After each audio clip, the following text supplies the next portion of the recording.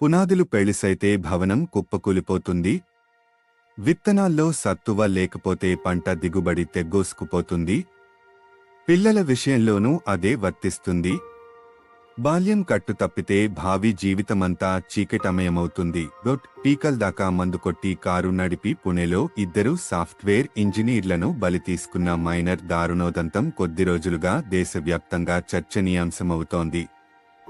నెల్లూరులో ఇటీవల ఓ 8వ తరగతి పిల్లాడు బైకు మీద ఇంకో 2ని ఎక్కించుకుని వెళ్తుంటే పోలీసులు పట్టుకుని వారి అమ్మానాన్నలను కౌన్సిలింగ్కు పిలిపించారు. బైక్ ఇవ్వకపోతే స్కూల్కు వెళ్లమంటున్నారు, చనిపోతామని బెదిరిస్తున్నారు అంటూ తల్లిదండ్రులు కన్నీటి పర్యంతమయ్యారు.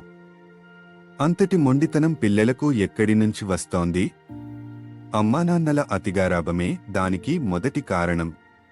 ఉమ్మడి కుటుంబాలు తగ్గిపోయి తల్లిదండ్రులు ఉద్యోగ వ్యాపారాల్లో తీరిక లేకుండా ఉంటుండటంతో పిల్లలు ఒంటరి పక్షులవుతున్నారు.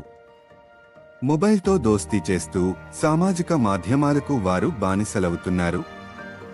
అంతర్జాలంలో హింసాత్మక ఆటలాడుతూ ప్రతికూల భావాలను అలవరుచుకుంటున్నారు. నీతి శతకాలు, పంచతంత్ర కథల వంటి వాటితో జీవన విలువలను బోధించే అమ్మ భాషకు పిల్లలు దూరమైపోతున్నారు. 15 ఏళ్ల పిల్లలు సైతం అంత పైశాచికంగా ప్రవర్తించడానికి మూలాలు ఎక్కడ ఉన్నాయి? వెబ్ సిరీస్లు, సినిమాల్లో అసభ్య దృశ్యాలు వెల్లువెత్తుతున్నాయి. అంతర్జాలంలో పోటెత్తుతున్న అశ్లీల వీడియోలు సెల్ఫోన్ల ద్వారా నట్టింట్లోకి వచ్చిపడుతున్నాయి. వాటిని కట్టడి చేయలేకపోతే తల్లిదండ్రుల అసమర్థతే నవతరంలో నేర ప్రవృత్తిని ఎగదోస్తోంది. చిన్నారుల వ్యక్తిత్వ నిర్మాణానికి జపాన్ విద్యా విధానం అధిక ప్రాధాన్యమిస్తుంది.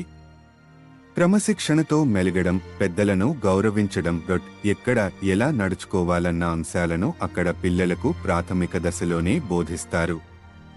దక్షిణ కొరియాలోనూ బాలబాలికలను అదే విధంగా తీర్చిదిద్దుతుంటారు.